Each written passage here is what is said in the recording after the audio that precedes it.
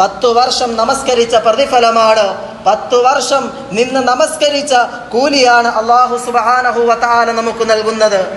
ഈ ദിവസങ്ങൾ, ഈ 10 ദിവസങ്ങൾ, ഈദുൽ ഹജ്ജിന്റെ ഈ 10 ദിവസങ്ങൾ മറ്റ് ദിവസങ്ങളെക്കാൾ മഹത്തരമായത്, അതിന് മഹത്വമുള്ളത്, ഇത്രമേൽ പ്രത്യേകതകളുള്ളത്, മറ്റ് ദിവസങ്ങളിൽ നിന്നും ഈ ദിവസങ്ങളെ വ്യത്യസ്തമാക്കുന്നത് ദുൽഹജ്ജിന്റെ ഈ 10 ദിവസങ്ങളിൽ ദീനുൽ ഇസ്ലാമിന്റെ എല്ലാ പ്രധാനപ്പെട്ട അമലുകളും, ദീനിന്റെ അടിസ്ഥാന അമലുകളെല്ലാം ഒരുമിച്ച് കൂടുന്നത് കൊണ്ടാണ്, എല്ലാ അമലുകളും സമ്മേളിക്കുന്നത് കൊണ്ടാണ്.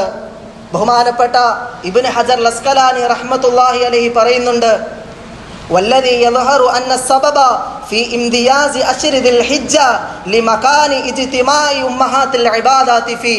ഈ ദിവസങ്ങളിൽ ചെയ്യുന്ന ഈ ദിവസങ്ങളെ മറ്റ് ദിവസങ്ങളെക്കാൾ പ്രത്യേകമാക്കുന്നത്, മറ്റ് ദിവസങ്ങളെക്കാൾ വ്യത്യസ്തമാക്കുന്നത് ഇസ്ലാമിൻ്റെ എല്ലാ അടിസ്ഥാന ഇബാദത്തുകളും, എല്ലാ കർമ്മങ്ങളും, എല്ലാ പ്രവർത്തനങ്ങളും ഒരുമിച്ച് കൂടുന്നത് കൊണ്ടാണ്. വഹിയ സലാത്തു വസ്സിയാമു വസ്സദഖത്തു വൽ ഹജ്ജ് വലാ യഅതി ദാലിക ഫീ ഗൈരിഹി. ഈ മാസത്തിൽ നമസ്കാരമുണ്ട്, നോമ്പുണ്ട്, സദഖയുണ്ട്. അതുപോലെ തന്നെ ഈ മാസത്തിൻ്റെ ഏറ്റവും വലിയ പ്രത്യേകതയായ മഹത്തരമായ ഹജ്ജ് എന്ന കർമ്മവും, അങ്ങനെ മുഴുവൻ അമലുകളും ഒരുമിച്ച് കൂടുന്ന, മുഴുവൻ പ്രവർത്തനങ്ങളും ഒരുമിച്ച് കൂടുന്നതായ, ഇസ്ലാമിൻ്റെ മുഴുവൻ അമലുകളും ഒരുമിച്ച് കൂടുന്നതായ ദിവസങ്ങളാണിവകൾ. വലാ യഅതി ദാലിക ഫീ ഗൈരി.